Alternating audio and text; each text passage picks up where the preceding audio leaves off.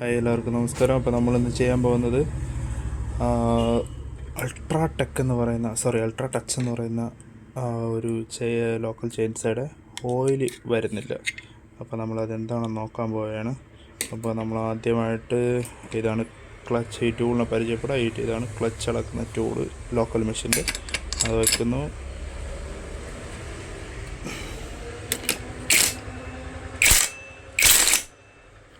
അപ്പോൾ നമ്മളതിൻ്റെ ക്ലച്ച് ഇളക്കിയിട്ടുണ്ട്.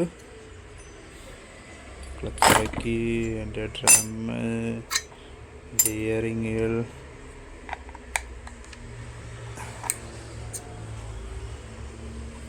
നമുക്ക് ഈ 3 സ്ക്രൂവിനെ ഇളക്കാം.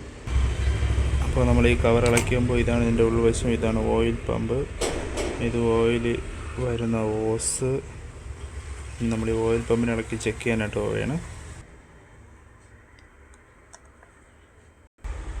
അപ്പോൾ ഇതാണ് ബാക്കി ഭാഗം. ഇനി നമ്മളിതിനെ ഓരോന്നായിട്ട് അസംബിൾ ചെയ്യാനായിട്ട് പോവുകയാണ്.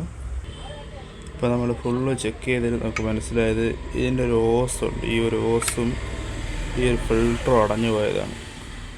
അപ്പോൾ നമ്മൾ കസ്റ്റമർ ഇൻഫോം ചെയ്തിട്ടുണ്ട്. കസ്റ്റമർ പറഞ്ഞ് മാറ്റി കുട്ടപ്പനാക്കി തന്നതാണെന്ന് പറഞ്ഞിട്ടുള്ളത്. അപ്പോൾ നമ്മളിത് മാറ്റാനായിട്ട് പോവുകയാണ്. ഇതാണ് നമ്മൾ പുതുതായിട്ട് ഉപയോഗിക്കാൻ പോകുന്ന ഓസും അതിൻ്റെ ഫിൽറ്ററും. ഇതിങ്ങനെ ഉണ്ടാവാൻ കാരണം ഇത് ഒരുപാട് വർഷം കൊണ്ട് ഉപയോഗിക്കാതിരുന്ന മെഷീനാണ്. അപ്പോൾ ഉപയോഗിക്കാതിരുന്ന മെഷീനിൽ ഇത് പാമോയിൽ ഒഴിച്ചാണ് വെച്ചിരുന്നിട്ടുള്ളത്. പാമോയിൽ കട്ടയായിട്ട് ഫിൽറ്റർ ഏരിയ അടഞ്ഞതാണ്. ഇത് കാണുമ്പോൾ നമുക്കറിയാം, ഇതുകൊണ്ട് ദ്രവിച്ചു പോയി.